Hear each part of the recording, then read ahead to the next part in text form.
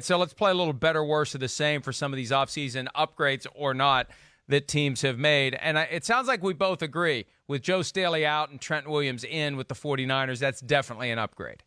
It is. It's better, yes. And again, we both respect Joe Staley. We realize the great player he is. But, Mike, this is Trent Williams. This is one of these guys that ever since these problems have arose in Washington, you've heard me say, this is special left tackle. This is a first ballot Hall of Fame left tackle. He is that type of guy. So I really kind of agree with everything Scott McCloughan said in his little quote.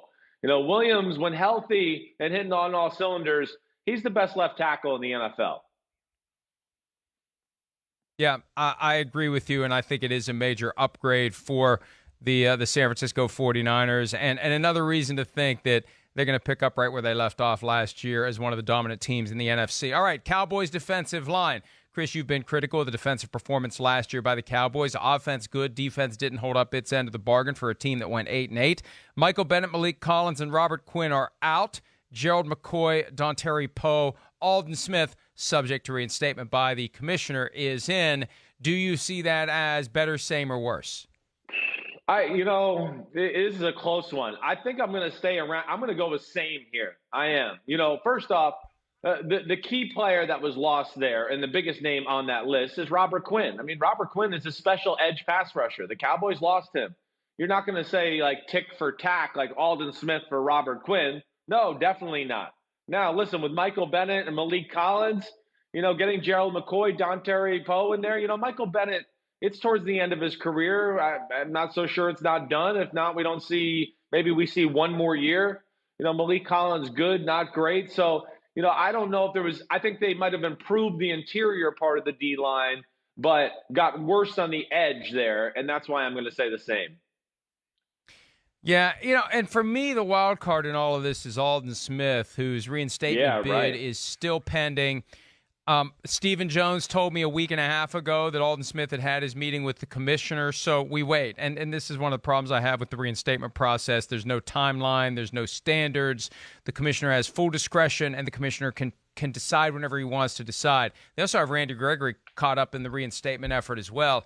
But if Alden Smith is, I don't know, 75% of the and we know it's 5 years, right? He's probably not going to be 75% of what he was 5 years ago. But the guy was so damn good that if they can get him back and if they can coax anything out of him like what we saw early in his career, and he was drafted in 2011. I mean, it's not like it's 15 years ago. I mean, the guy should still have some gas in the tank physically. They get him into shape. My goodness, it could be better.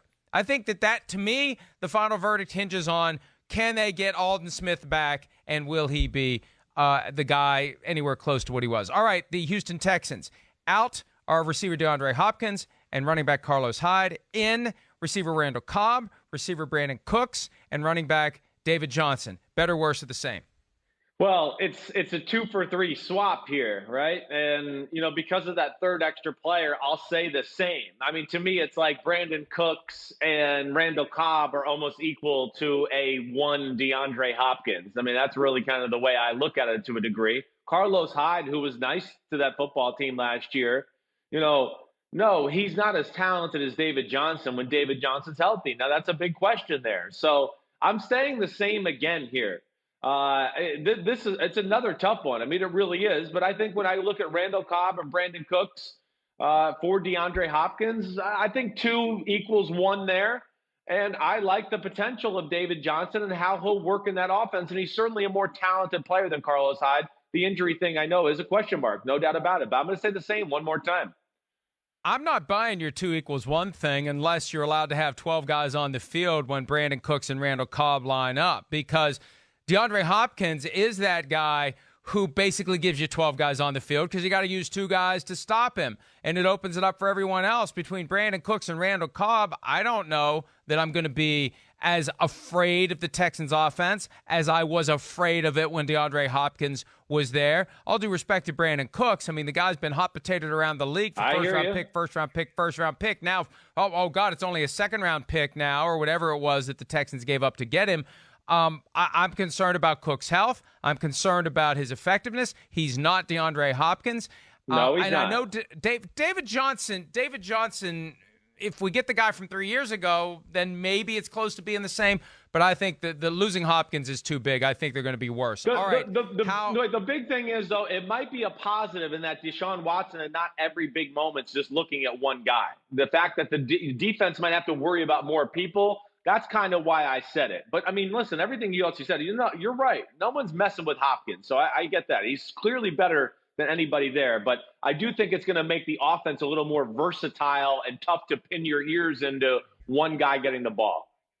I don't know if your kids had a security blanket when they were little and you took it away, it wasn't the easiest adjustment in the world, and they don't have a security blanket now for Deshaun Watson. All right, last one real quick. Vikings, Stefon Diggs out, Justin Jefferson in.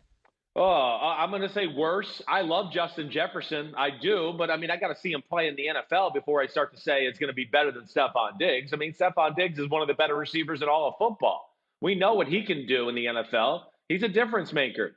Justin Jefferson, I expect him to be. I think he is. He's not exactly the same type of player as Stefon Diggs, but I'm not going to anoint him king over Stefon Diggs until I see him do it on some Sundays first, no matter how much I love this kid coming out of college. And I agree with you. We have to see him prove himself. It is a step back, and it's going to fall on other guys, I think, to pick up the slack while Justin Jefferson learns the ropes. Irv Smith Jr., the tight end from Alabama last year that was a second-round pick of the Vikings, he's a guy to keep an eye on. They expect big things from him. Move him out to the slot. Let him make some things happen that way. Hi, I'm Mike Tirico, and thanks for watching. Make sure to hit subscribe for the latest news and highlights from NBC Sports.